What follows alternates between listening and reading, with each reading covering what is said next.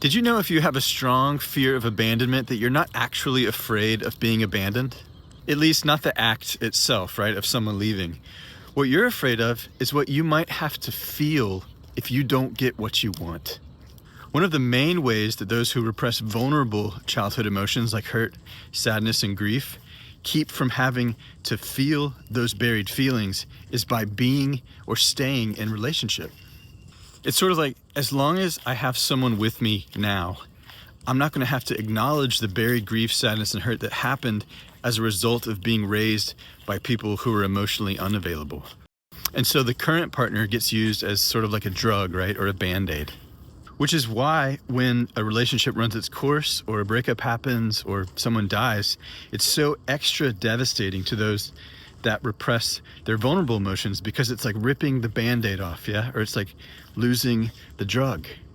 Since there's no longer a buffer or a coping mechanism, they're faced with what's been inside of them all along, which is like a reservoir of buried grief. And this is what the intense fear of abandonment actually is, right? It's not the fear of people leaving, it's the fear of what we're gonna have to face and potentially feel if they do. This fear of buried emotions also accounts for why people codependently jump from relationship to relationship, right?